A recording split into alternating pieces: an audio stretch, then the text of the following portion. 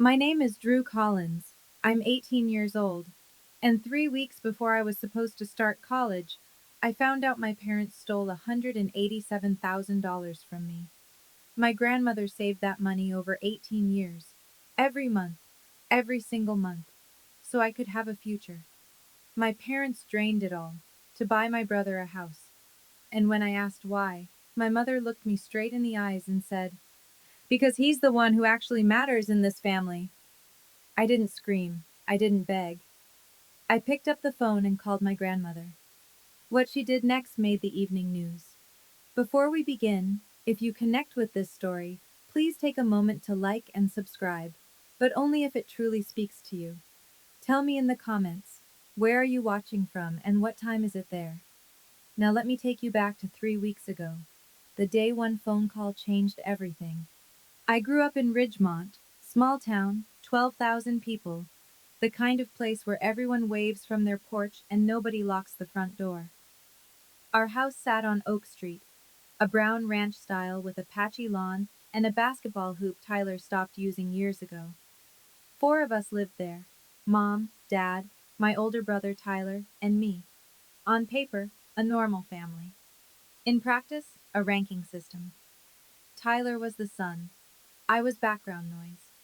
He dropped out of college his sophomore year. His mom threw him a dinner, called it a fresh start celebration. He quit 3 jobs in 2 years.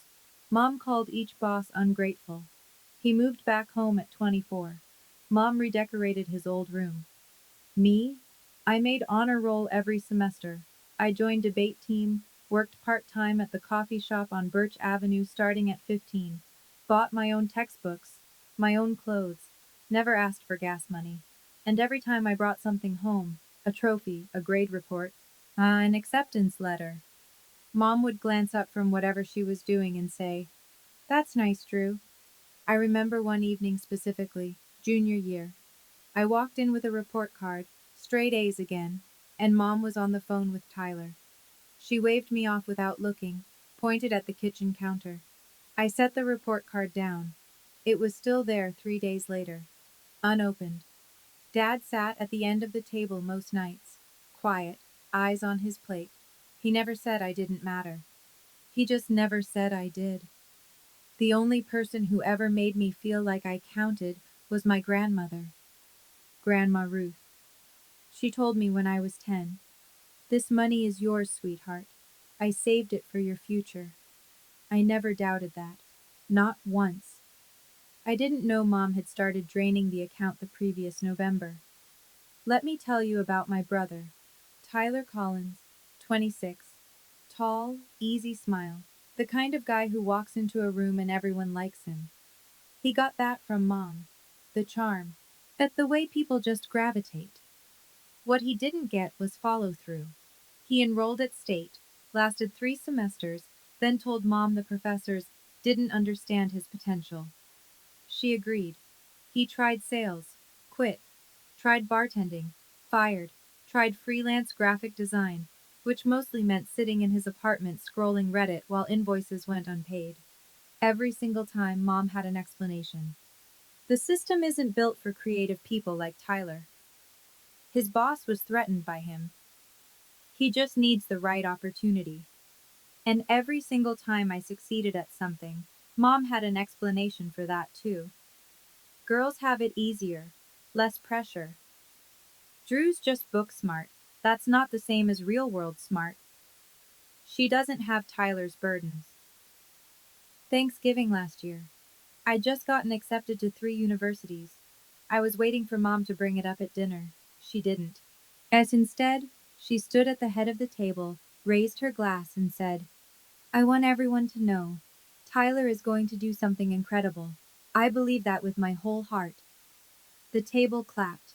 Uncle Jim, Aunt Patty, Cousin Sarah, everyone. Nobody mentioned my acceptances. Not one person. Dad sat at the far end, fork in hand, staring at his mashed potatoes like they held the answers to something. After dinner, my phone rang. Grandma Ruth. She wasn't at Thanksgiving. Bad knee that winter. But somehow she knew. Her voice was careful, deliberate. "Drew, I need you to keep everything I've ever sent you. Every envelope. You understand me? I didn't understand. Not then. Yes, Grandma. I will. I wish I'd asked why. 3 weeks before move-in day, a Tuesday in July, I'm sitting at the kitchen counter with my laptop open, finalizing my enrollment checklist. Housing deposit, paid from my coffee shop savings. Meal plan, selected. Tuition, to be transferred from my college fund. I call the bank to confirm the wire instructions. Routine. I've rehearsed this call in my head for months. The woman on the line asks for my social security number, date of birth, account verification. I give her everything. Then silence. Not a pause. Silence. The kind where you can hear someone choosing their words. Miss Collins? I'm showing a current balance on this account of $214.36. I laugh. I actually laugh because obviously there's a mistake. I'm sorry. Can you check again? The account should have approximately 187,000. More silence. Keyboard clicking. Ma'am, I'm looking at the transaction history. There have been multiple withdrawals over the past 8 months. Amounts ranging from $9,000 to $15,000 per transaction. The withdrawals were authorized by the custodian on the account, a Mr. Roy Collins. My father. I don't say anything. The kitchen is so quiet I can hear the refrigerator humming. Through the window, I see Tyler's new truck in the driveway, the one he got last month, the one Mom said was a good deal from a friend. My hands aren't shaking. They should be, but they're not. Everything is just still. Like the world pressed pause and forgot to press play. $214 out of 187,000. 8 months. They'd been taking it for 8 months. I set the phone down gently, stood up from the counter, and I went to find my mother. She's in the living room, feet up on the ottoman, watching some renovation show, glass of iced tea sweating on the side table, completely at ease. Mom, where is my college fund? She doesn't flinch. He doesn't even look surprised. She picks up the remote, mutes the TV, and turns to face me like I've just asked about the weather. We used it for your brother's house. He needed it more than you do. The room tilts. Not physically, but something shifts inside me. Some load-bearing wall I didn't know was there just cracked. That was my money. Grandma Ruth saved it for me. Mom smiles. Not warm, patient. The way you'd smile at a child who doesn't understand how the world works yet. Your grandmother can save all she wants. I'm your mother. I decide what's best for this family. That was a custodial account. Legally, it's mine. She stands, walks toward me, close enough that I can smell her perfume, that vanilla one she wears to church. You want to talk legal? Fine, sue me. But remember who raised you, who fed you, who kept a roof over your head. She tilts her head, studies me. Tyler needed a stable foundation, a home, something real. You? She waves her hand like she's brushing away a fly. You'll figure it out. You always do. And then the sentence, the one I'll carry for the rest of my life. He's the one who actually matters in this family. She says it the way you'd state a fact. Sky is blue. Water is wet. Your brother matters more than you. Then she unmutes the TV and sits back down. I'm still standing there, but something inside me has already left the room. And I close my bedroom door and sit on the edge of the bed. My hands are steady, my breathing is even, but inside, the math is already running. Tuition deposit, $5,000, due in 10 days. If I miss it, I lose my spot. If I lose my spot, the pending scholarship application, the one tied to enrollment, dies with it. 4 years of honor roll, debate trophies, recommendation letters, SAT prep at the library because I couldn't afford a tutor, all of it, gone. I have $812 in my checking account. That's 4 months of coffee shop tips. It won't cover the deposit, let alone a semester. I run through options. Student loans. I'd need a co-signer. Dad won't sign anything Mom doesn't approve. Financial aid emergency appeal. Possible, but slow. Too slow. I could beg. I could go back to that living room and get on my knees and ask my mother to please, please give me back my future. But I already know what she'd say. She'd say the same thing she's always said. Figure it out, Drew. You always do. That's the trick, isn't it? They took everything because they knew I wouldn't crumble. They counted on my resilience as permission to rob me. If I do nothing, if I stay quiet, swallow this, keep the peace like I've done my entire life, I lose $187,000. I lose college. I lose the only path I've built for myself out of this house, this town. Oh, this ranking system where I will always be second. I look at my phone. The screen lights up. Contacts. The name at the top of my favorites list. Grandma Ruth. I haven't called her yet. Not yet. Because I know, once I make that call, there's no coming back. I find Dad in the garage. His workbench is covered in wire strippings and electrical tape. He's been rewiring a junction box for a client. The radio plays low. Classic rock. He doesn't look up when I walk in. Dad? His shoulders tighten. He knows. Did you sign the withdrawal forms? He sets down the wire cutters, stares at the wall behind the bench. There's a long, terrible silence, the kind that answers the question before any words do. Then he nods. Why? Your mother said it was the right thing for the family. For the family? Or for Tyler? He turns. His eyes are red at the edges. Not from crying, from not sleeping. I can see it now. The way his jaw clenches. That the way his hands fidget. He's known this was wrong the entire time. Tyler is your brother. We're all family. The money. It'll come back around, Drew. Come back around. I repeat it. Let it sit in the air between us. $187,000 will just come back around. He looks away. Your mother thought. I'm not asking what Mom thought. I'm asking what you thought. You signed those forms, every single one, for 8 months. Nothing. He picks up the wire cutters again, holds them like an anchor. You signed away my future, Dad, and you can't even look at me. He doesn't look at me. He doesn't say another word. I leave the garage, walk through the kitchen, past the counter where my report card sat unopened for 3 days, past the living room where Mom's renovation show is still playing. I go to my room. I sit on the bed. I pick up the phone, and I call Grandma Ruth. She picks up on the second ring. Her voice is warm, at the way it always is, like sun through a kitchen window. Drew, honey, everything all right? I tell her. All of it. The bank call, the balance, the 8 months of withdrawals, Dad's signature, Mom's face when she told me. Every word in order, without crying. When I finish, there is silence. 10 seconds. Maybe more. Then her voice comes back. And it's different. Not warm anymore. Sharp. Controlled. Like a blade wrapped in velvet. They took all of it? Yes. Grandma. When? Over the last 8 months. Your father signed? Yes. And your mother knew? She planned it. Another silence.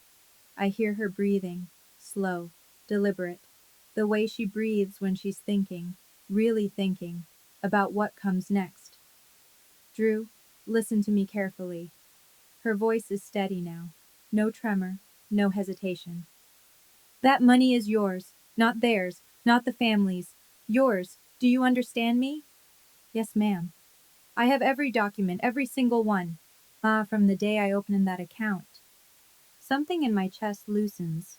Not relief exactly. More like the moment you realize you're not alone in a dark room. Grandma, I don't know what to do. You don't need to know yet. That's what I'm here for. A pause. Are you safe? Do you need to come to my house tonight? I'm okay. Tomorrow morning. 8 o'clock. My kitchen table. Bring everything I've ever mailed you. Every envelope, every letter, every document. But can you do that? Yes. Good. Get some sleep, sweetheart. We have work to do. I hang up and stare at the ceiling. She'd kept copies. All 18 years. She'd kept everything. I wonder, had she always known this might happen? Morning. I'm pulling on my shoes by the front door when Mom appears in the hallway. Hair done, lipstick on, arms crossed. Where are you going? Grandma's house. Her face changes. Not anger, something colder. Recognition. It's like she's been waiting for this move and already has a counter prepared. You called your grandmother about this. It's her money she saved. She deserves to know. Mom steps closer. Her chin trembles. Right on cue. Drew, you are tearing this family apart. Do you understand what you're doing? The tears arrive. Practiced. Precise. Your grandmother doesn't understand our situation. She never has. She's always judged me. This isn't about judgment. Mom, you're choosing her over your own mother. After everything I've done for you. I watch her perform. The quivering lip, the hand pressed to her chest. I've seen this exact routine 100 times. When Dad questioned the credit card bill, when Tyler's landlord called about late rent, when Aunt Patty asked why I wasn't in the Christmas card photo. Cry, deflect, reframe. Make yourself the victim. Dad stands behind her in the hallway, arms at his sides, silent. A witness to everything, as a participant in nothing. I'm not destroying this family, Mom. You did that when you stole from me. Her eyes go flat. The tears stop like someone turned off a faucet. Be very careful, Drew. I step past her. She doesn't move to block me. She doesn't need to. She's already reaching for her phone as I walk out the door. I'm barely in the car when I see it through the window. Mom pacing the kitchen, phone to her ear, gesturing wildly. She's calling Tyler, I'm sure of it. And damage control has already begun. Grandma Ruth's house sits on Maple Street, a small white cottage with blue shutters and a porch swing that's been there since before I was born. Hydrangeas along the walkway, wind chime by the door. It always smells like coffee and lavender inside. She's waiting at the kitchen table, reading glasses on. A blue folder open in front of her, and beside it, a second folder, and a third. I stop in the doorway. Grandma, how long have you had all that? 18 years, she says without looking up. Sit down. I sit. She slides the first folder across the table. Inside, the original UTMA account opening document. My name, Drew Collins, beneficiary. Dad's name, Roy Collins, custodian. Dated the month I was born, notarized. Second folder, annual account statements, every single year. 18 of them, organized chronologically with color-coded tabs. Third folder, the most recent statement. Then current balance, $214.36. She taps it with her finger. I requested these from the bank every January, every year, because I know my daughter. She looks up at me over her glasses. I love Diane, but I have never trusted Diane with money. My throat tightens. You knew this could happen. I hoped it wouldn't. She closes the folder gently. But I prepared for the possibility. That's not the same as expecting it. She stands, pours me coffee without asking, sets the mug in front of me. I'm calling Margaret Bowen this morning. She's the best estate attorney in this county, and then we're going to get back every cent that belongs to you. I wrap my hands around the mug. Grandma, she's your daughter. Ruth Hartwell looks at me. Her eyes are steady, clear, 74 years old, and absolutely unshakable. And you're my granddaughter, and what she did is a crime. But she did more than call a lawyer, much more than I could have imagined. And Margaret Bowen arrives at 2 that afternoon. She drives a silver sedan, wears a navy blazer even in July, and carries a leather briefcase that looks like it's survived 30 years of courtrooms. 60 years old, gray hair pinned back, handshake like a vice.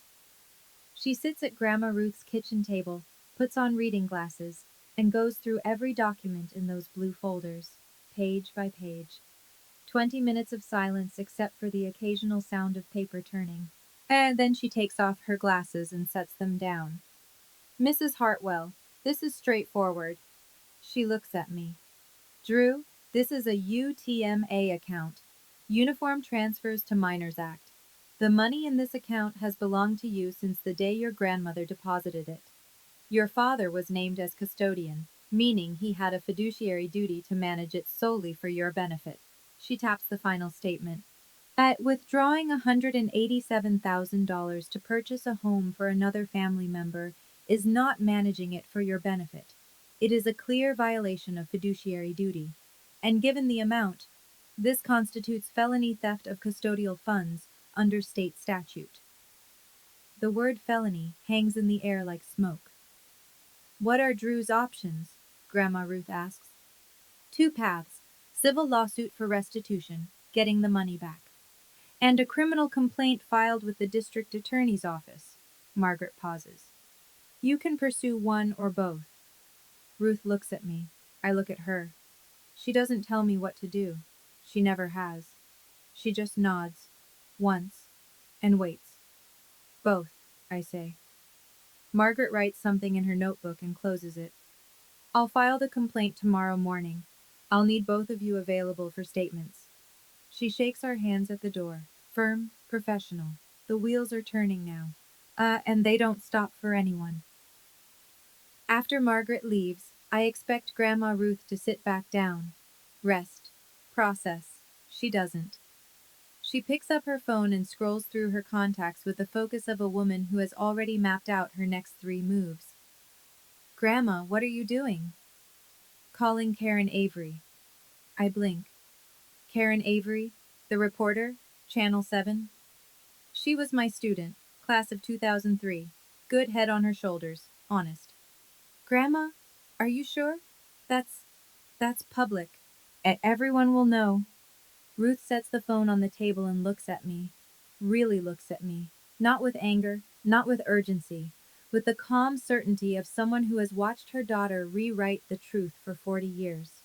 Drew, listen to me. Diane is already controlling the story. I guarantee she's called 5 people this morning and told them this is a misunderstanding, a family squabble. She'll go to church on Sunday and shake hands and smile and say her mother is being difficult. She leans forward. Your mother has survived every crisis in her life by making sure nobody hears the other side. She relies on our silence. That's how she operates. That's how she's always operated. I think about the Facebook post I know is coming, the one where Mom casts herself as the victim. I think about how convincing she is, how she cried this morning on command, how even I, my who knows better, almost believed her. If we stay quiet, Ruth says, she turns this into a family disagreement. The DA sees a he said, she said, and she walks away. She picks up the phone again. I didn't save that money for 18 years to let my daughter steal it in silence. She dials. I sit at the table and realize my grandmother isn't just angry. She has a plan, and I have no idea yet how far it will go. By that evening, Mom is in full operation. My phone buzzes 11 times between 6 and 9 p.m. I don't answer. She calls Grandma Ruth. No answer. She texts us both. This is a family matter. You are destroying everything. Tyler will pay it back. Just give us time. But time is exactly what she used to take the money in the first place. 8 months of time. Quiet, calculated, month after month. Tyler calls me at 8:30. I pick up this one. Drew, Mom says you went to Grandma's. She's freaking out. She told me to come over there and smooth things over. Tyler, did you know where the money for your house came from? Silence. Then, Mom said she took out a home equity line. That's what the paperwork showed. There was no home equity line. She lied to you too. More silence. I can hear him breathing. Drew, Listen, let me talk to Grandma. I can fix this. You can't fix this, Tyler. It's already broken. I hang up, set the phone face down. And meanwhile, and I don't find this out until the next morning, Mom is calling neighbors. Friends from church, posting in the Ridgemont Community Facebook group at 9:47 p.m. Please pray for our family. My mother is trying to tear us apart over a misunderstanding about finances. I've always put my children first. I just ask for your prayers and understanding during this painful time. 62 reactions by midnight. Hearts, prayer hands. Stay strong. And Diane. She was already rewriting the story. That's what she does. She was never going to stop. Not until someone told the truth louder. And right about then, I didn't know. But Grandma Ruth was sitting in her kitchen, drafting an email to Karen Avery with 3 blue folders at her elbow. I sat in my room that night staring at Mom's Facebook post. 62 people sending her prayers. And I thought, am I the one in the wrong here? She called it a misunderstanding. A part of me, and the part that spent 18 years wanting her to love me, wanted to believe that. But $214 in my account is not a misunderstanding. That's a choice. And her choice didn't include me. If your mother took $187,000 from you and called it a family decision, would you believe her? Or would you keep going like I did? Tell me in the comments. 2 days later, Saturday, my high school graduation party. I don't want to go. And it feels like walking into a stage play where everyone has the wrong script. But Grandma Ruth calls me that morning and says, "Go, sweetheart. Smile. Be gracious. Let your mother feel comfortable." Something about the way she says it makes me think this is part of a larger design, but I don't ask. The party is at our house on Oak Street. Mom has gone all out. Streamers in the school colors. A banner that reads, "Congratulations, Drew," in gold letters. Catered sandwiches from the deli on Main. And a sheet cake with my name on it. 30 people fill the living room and spill onto the back patio. Uncle Jim and Aunt Patty. Cousin Sarah. 3 of my teachers, including Mrs. Patterson, who taught me AP English for 2 years. Neighbors. Mom's church friends. A few of Dad's work contacts. Tyler is here too. He sits in the corner of the patio with a beer, barely talking. He looks like a man who hasn't slept in 3 days. Mom glides through the room like she's hosting the Emmys. Lipstick perfect. Smile locked in place. She touches shoulders, refills glasses, laughs at every joke. At one point, she stands near the banner and puts her arm around me for a photo. "I'm so proud of this girl," she announces to no one in particular. "My independent little fighter. She's going to do amazing things." I smile for the camera. I say thank you when people hand me cards. I eat cake. But the whole time I'm watching, counting faces. 30 people in this room. Not one of them knows my college fund is gone. Not yet. It happens halfway through the party. I'm standing by the food table when Great Aunt Bonnie, Mom's aunt, walks up with a napkin in one hand and a smile so genuine it makes my chest ache. "So, Drew, where are you headed for college, sweetheart? I know Ruth must be so proud." The room doesn't exactly go quiet, but conversations thin. A few people turn. Before I can answer, Mom is there. Is materializing out of nowhere with her hand on my shoulder, squeezing just hard enough. Oh, Drew is still figuring things out. You know kids these days. They change their minds every other week. Aunt Bonnie tilts her head. But didn't Ruth set up a fund for her? She's talked about it for years. The room is listening now. I feel it. That collective lean in. Mom doesn't miss a beat. Mother's fund was really more of a family investment. And we redirected it where it was needed most. She beams. "Tyler just bought his first home. Isn't that wonderful?" A few nods. A few polite murmurs of congratulation. But not everyone. I see Mrs. Patterson near the window. She's not nodding. She's watching Mom with narrowed eyes, then looking at me, then back at Mom. Her jaw is tight. Uncle Jim glances at Dad. Dad is suddenly very interested in his paper plate. Mom keeps going. "Drew has always been self-sufficient. She doesn't need a fund. She's got grit. Right, honey?" She squeezes my shoulder again. The whole room is waiting for me to agree. I don't agree. I don't say anything at all. I just look at my plate and think, she just told 30 people she stole my money, and she doesn't even realize it. After the party, the backyard empties slowly. Paper plates in the trash. Leftover cake on the counter. Mom inside, doing dishes, humming like nothing happened. Tyler catches me on the back porch. Drew? Wait. I stop. He looks terrible. Eyes bloodshot, hands in his pockets, shifting his weight like a kid standing outside the principal's office. That fund, was it really yours? Like, legally? Only yours? I pull up the photo on my phone. The one I took at Grandma Ruth's kitchen table. The UTMA document. His eyes scan it. Beneficiary. Drew Collins. Custodian. Roy Collins. No mention of Tyler. No mention of Diane. No mention of family. His face drains of color. Oh, I didn't know, he says, almost a whisper. Drew, I swear to God, I didn't know. I believe you.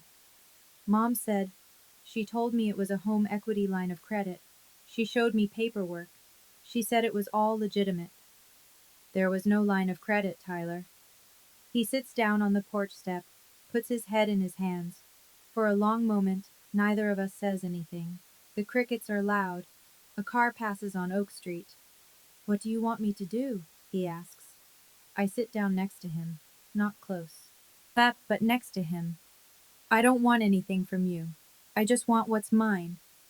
He nods, slowly, like the weight of it is settling into his bones.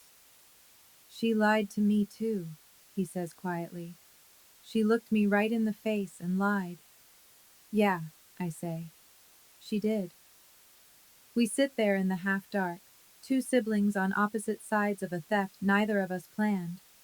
And for the first time in our lives, we're on the same page. But I know, same page doesn't mean same ending. Monday morning.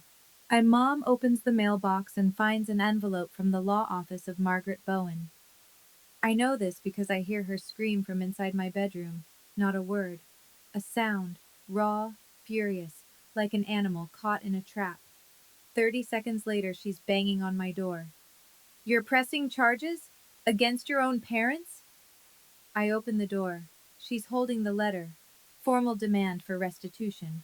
Notice of criminal complaint filed with the district attorney. Are you out of your mind? Drew? You stole $187,000 from me, from a custodial account. That's a felony. This is our family. This is not, this is not something you take to a courthouse. I don't raise my voice. I don't need to. The facts do the work. You had 8 months to tell me. You chose not to. This is the consequence. And then, the shift. The tears again, right on schedule. She crumples the letter against her chest. Her lip quivers. Her voice drops to that wounded whisper she's perfected over decades. I was trying to help this family. Both my children. You don't know the pressure I've been under. Tyler needed. Tyler didn't need my college fund, Mom. Her eyes harden. The tears evaporate. And there she is, the real Diane. Not the martyr, not the devoted mother, the woman who looked at her daughter's future and decided it was currency. If you go through with this, she says, voice flat, you will never be part of this family again. I hold her gaze. I already wasn't. She stares at me for 3 full seconds.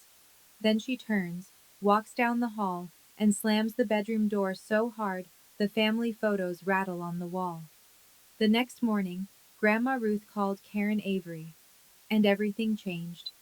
Karen Avery arrives at Grandma Ruth's house on Wednesday at 10 a.m. A cameraman, a field producer, a gray Channel 7 van parked on Maple Street. Karen is in her early 40s, and sharp eyes. She shakes Grandma Ruth's hand at the door and says, Mrs. Hartwell, I haven't seen you since sophomore English. You were a terrible speller, Ruth says, but an excellent listener. That's what matters today.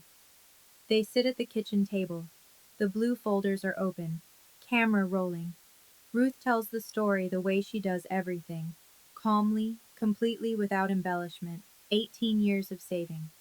$500 to $800 a month from a teacher's salary and pension, a total of $187,000, including investment returns, all deposited into a custodial UTMA account for her granddaughter, Drew Collins. She slides the documents across the table, opening paperwork, annual statements, the final balance, $214. My daughter and her husband withdrew every penny, she says, looking directly into the camera. They used it to purchase a house for their son, not for Drew. Drew did not receive a single cent. Karen asks, "And you're filing criminal charges against your own daughter?" Ruth folds her hands, steady, unshakable. "I love my daughter. I will always love my daughter. But I love justice more. And Drew deserves justice. That money was never mine to give Diane. It was never Diane's to take. It belonged to Drew from the day I deposited the first dollar."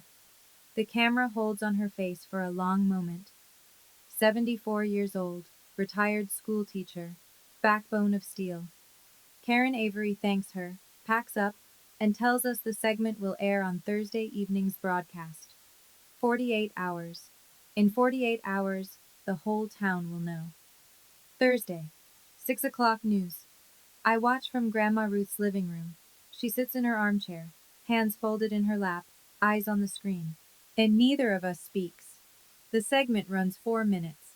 Karen Avery narrates over B-roll of our town, the courthouse, the bank on Main Street, the high school. Then Grandma Ruth's face fills the screen. Her voice, steady and clear, carrying the truth into 12,000 living rooms. Grandmother accuses daughter of stealing grandchild's $187,000 college fund. It goes exactly the way you'd expect, and then further. By 8 p.m., the Ridgemont Community Facebook group is on fire. All hundreds of comments, shares, people tagging people. Mrs. Patterson, my AP English teacher, writes, "I taught Drew Collins for 4 years. She earned every grade, every award, every opportunity. That girl deserves better than this." 87 likes in 20 minutes. Parents start posting, "I have a UTMA for my son. Checking it right now." Does this happen? Can a parent just take the money? "I'm calling my bank tomorrow." I scroll through comments from Ruth's couch, and most are supportive. A few are cautious. There are two sides to every story. But when Karen Avery posts a link to a legal explainer about custodial accounts, even the cautious ones go quiet. Mom is watching. I know because Tyler texts me at 8:22 p.m. Mom saw the news. She tried to call the station. They wouldn't pull it. Then a second text. "I saw it too. I'm so sorry, Drew. I'm going to make this right." The story gets picked up by a station at the state level by Friday morning. Ridgemont has never seen anything like this, and it's only the beginning. Mom's counterattack comes Friday at noon, a long, carefully worded Facebook post on her personal page. "The story you saw on the news tells only one side. I am a loving mother who has sacrificed everything for both my children. The funds were used for our family's future. My mother and I have had our differences for years, and I'm heartbroken that she chose to make them public. I ask for privacy, compassion, and prayers during this incredibly difficult time." It gets 114 reactions in the first hour, but something interesting happens underneath. The comments split, and not in her favor. "Diane, a custodial account belongs to the child. That's the law. I've known Ruth Hartwell for 30 years. She doesn't lie. If it was a family decision, why didn't Drew know about it?" One by one, the prayer hands thin out, the stay strong messages slow. People who were at my graduation party start going quiet. Uncle Jim deletes his comment. Mom gets removed from the Ridgemont Women's Auxiliary Group on Saturday. The church prayer chain coordinator calls and suggests she step back from leadership for a season. Neighbors stop waving. And then, a private message lands in my inbox from a name I don't recognize at first. Sandra Mullen, Mom's college roommate. "Drew, I'm sorry for what you're going through. I want you to know Your mother borrowed $3,000 from me last year and never paid it back. When I saw the news, I wasn't surprised. I was just sad. I stare at the message. $3,000. Another person. Another lie. Mom's narrative is collapsing, not because anyone is attacking her, but because the truth has its own gravity. And gravity doesn't need permission. The following Wednesday, Margaret Bowen calls. Drew, I have an update. The district attorney's office has formally opened an investigation. They've subpoenaed the bank records. I'm sitting on Grandma Ruth's porch. It's a warm morning. The wind chime is turning slowly. What does that mean exactly? It means they're reviewing every withdrawal, every authorization, every signature. With $187,000 in documented custodial transfers used for a non-beneficiary purchase, this is textbook. And I would be very surprised if charges aren't filed. Textbook. My family reduced to a legal textbook example. What kind of charges? Felony theft. Given the amount, both your mother and father could face serious consequences. We're talking probation at minimum, potential prison time at maximum. I close my eyes. The wind chime makes a soft, clear sound. Is there a way? If they pay it back, can this stop? Restitution can be a mitigating factor in sentencing, but the DA makes charging decisions independently. Once the complaint is filed, it's not yours to withdraw. I call Grandma Ruth after I hang up. She's inside, making lunch. I'm scared, Grandma. Of what? That they'll actually go to prison. They're my parents. Ruth is quiet for a moment, a long moment, and when she speaks, her voice is the gentlest it's been through all of this. Drew, you didn't put them there. They put themselves there. Every signature, every withdrawal, every lie. But that was their choice, not yours. I nod, even though she can't see me through the screen door. Now come inside. Soup's getting cold. I go inside. I eat the soup. But my mind is somewhere else. Because Tyler is about to do something none of us expected. Tyler calls on a Friday afternoon. His voice sounds different, quieter, older somehow. Drew, I talked to a lawyer. My own lawyer, not Mom's. Okay. I'm giving back the house. I'm standing in Grandma Ruth's kitchen as I set down the glass I'm holding. Tyler, the house is in your name. I know. And it was bought with your money. I can't live in it. I've been lying awake every night staring at the ceiling of a house my little sister paid for without knowing it. I'm done. He tells me the plan. He'll list the house for sale. The proceeds go directly into a restitution account. Margaret Bowen will oversee the transfer. Clean, legal, documented. My lawyer says I'm not legally obligated, Tyler continues. I wasn't the custodian. I didn't sign anything. I didn't know. Then why are you doing this? Because it's right. And because... He pauses. His voice cracks just slightly. Because I can't be the person Mom turned me into. I won't. I don't say anything for a moment. The kitchen is quiet. Grandma Ruth is in the next room. I can hear her turning pages. Tyler. She told you it was a loan. She told me a lot of things. Another pause. I went through the paperwork she gave me.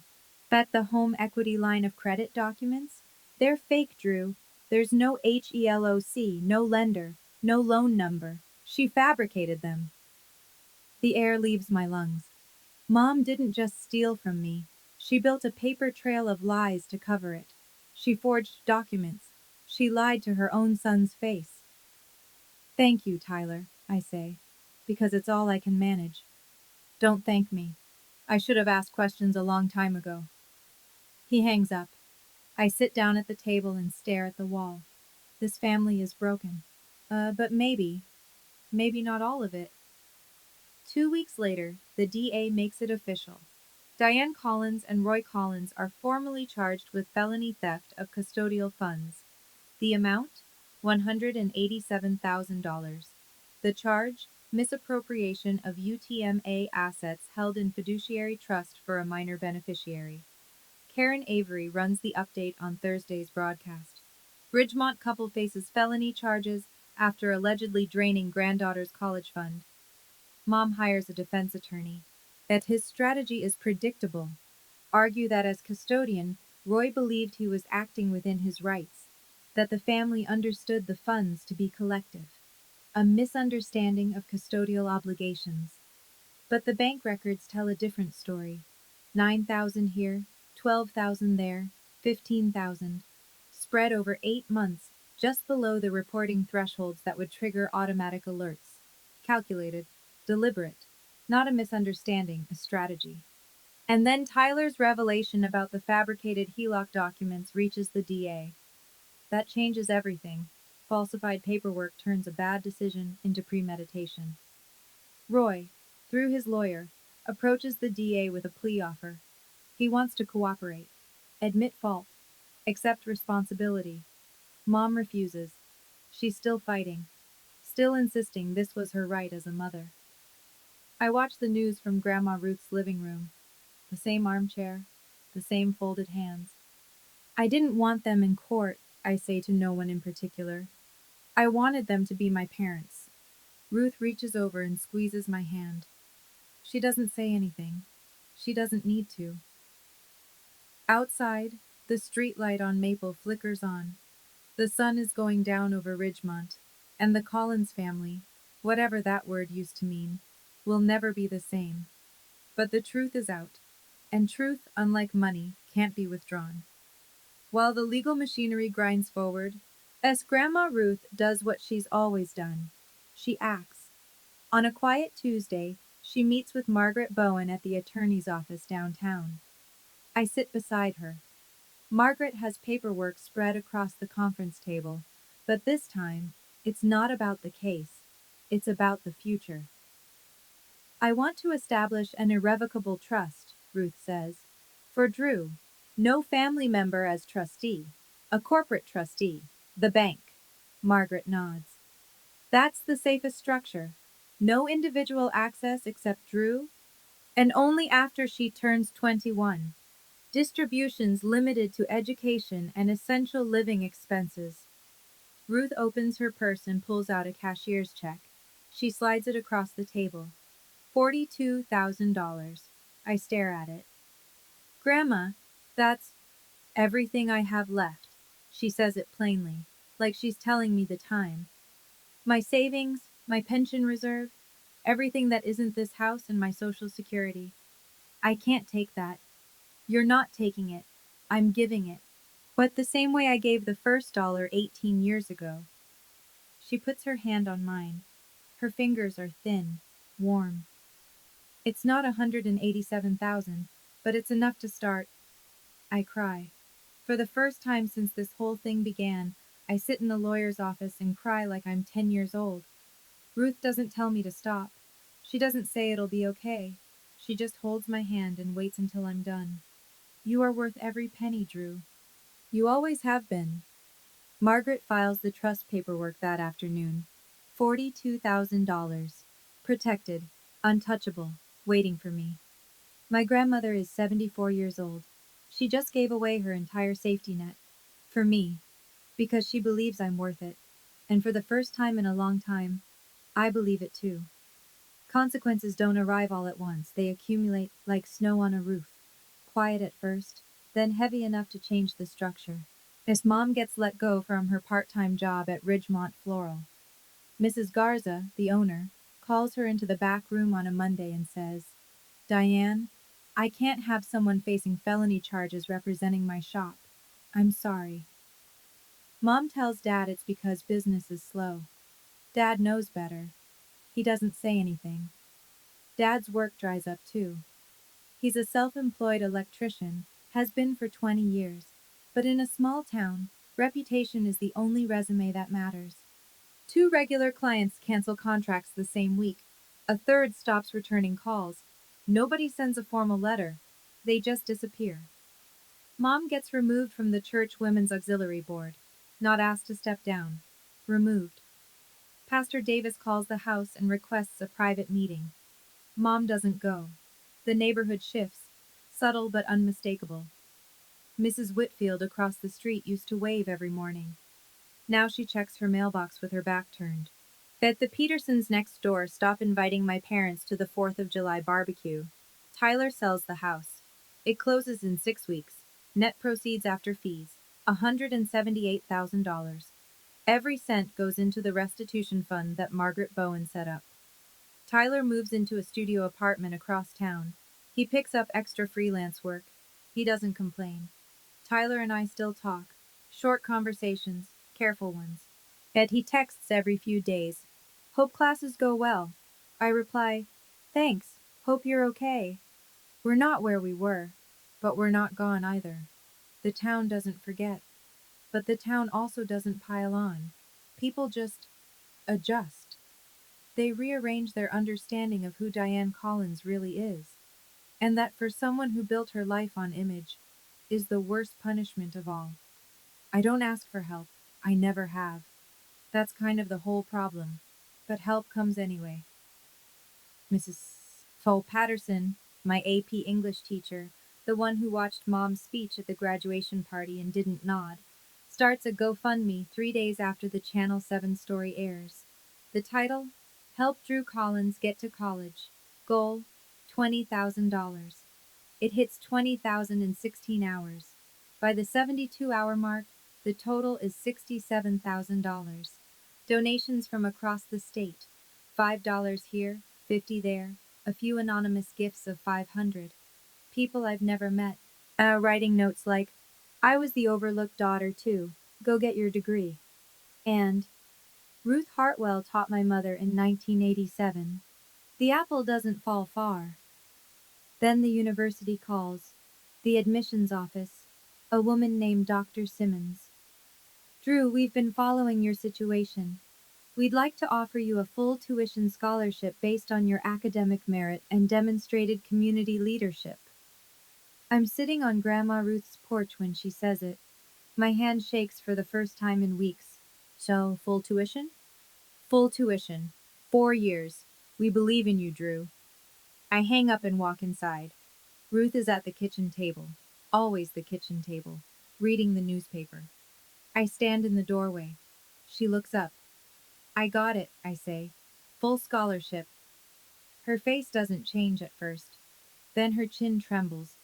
Then her eyes fill. And Ruth Hartwell, the woman who filed criminal charges against her own daughter without shedding a single tear, cries. And it's the only time I've ever heard her cry. I knew you would, she whispers. I always knew. The GoFundMe gets redirected to living expenses and books. Every dollar accounted for. Every penny toward the future. And somewhere in the list of donors, an anonymous gift of $500. I find out later it was Tyler. 4 months later. October. The leaves on Maple Street have turned gold and the air smells like wood smoke in someone else's fireplace. Roy's plea deal goes through first. He pleads to misdemeanor theft, reduced from felony, in exchange for full cooperation and testimony. 3 years probation, $93,500 in restitution, his half. He stands in the courtroom in a gray suit that doesn't fit quite right and says, I accept responsibility, Your Honor. He doesn't look at me, but I see his hands trembling at his sides. Mom holds out longer. So she cycles through 3 arguments. The money was a family resource. She had custodial discretion.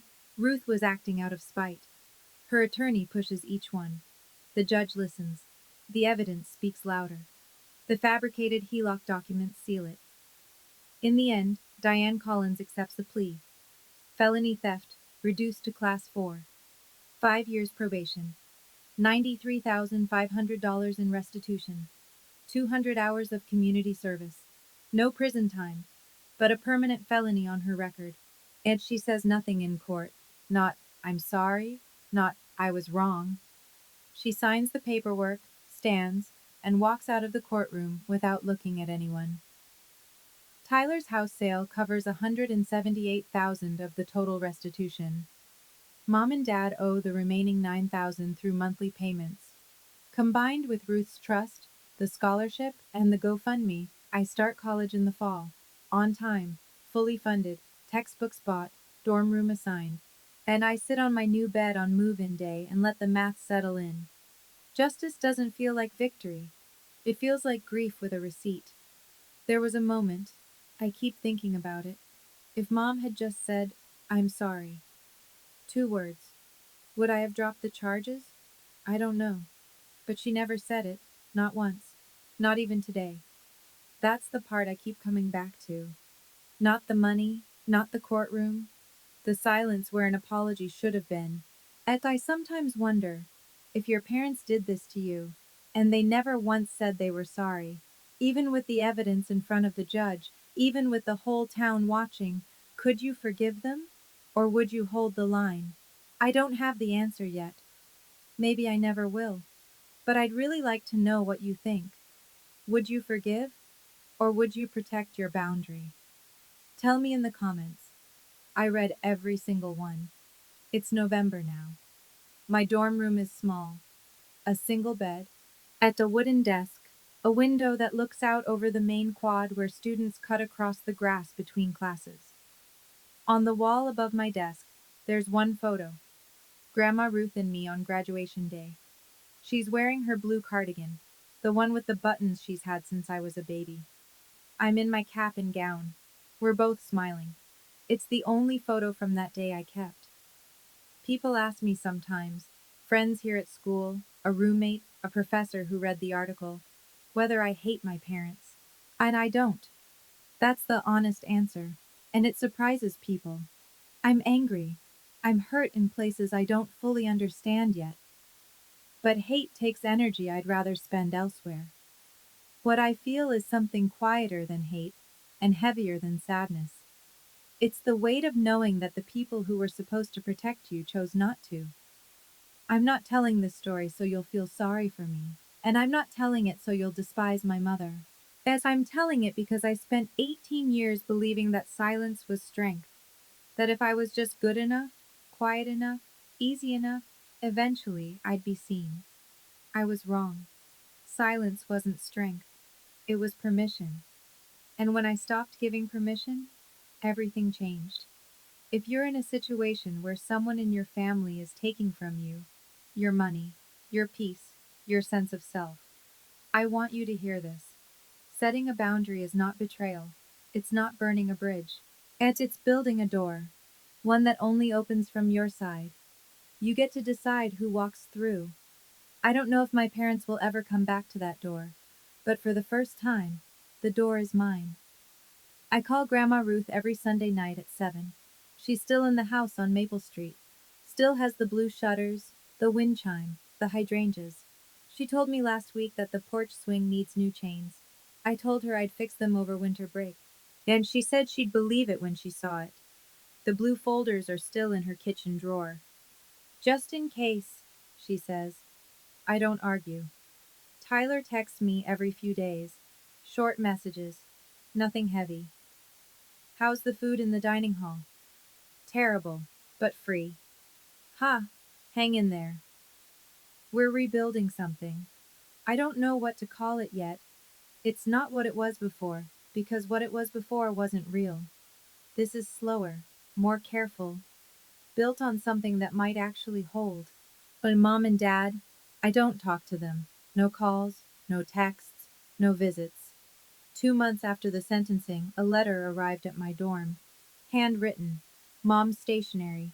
The cream-colored kind with her initials embossed at the top. I sat on my bed and opened it. Dear Drew, I know you may not want to hear from me. I want you to know that I did what I thought was right for this family. Your father and I have always tried to give both our children the best we could. And I hope one day you'll understand that. I read it twice. Then a third time, looking for the word sorry. It wasn't there. I folded the letter, put it in my desk drawer, and closed it. Maybe one day I'll write back. Maybe I won't. But that choice, for the first time in my life, is mine. I look out the window at the quad. Students walking to class in the cold. Breath visible. Futures ahead of them. Mine too. For the first time in my life, my future is in my own hands.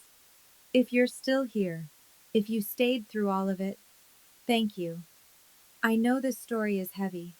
I know it's the kind of thing that makes you want to check on the people you love and double check the accounts you thought were safe.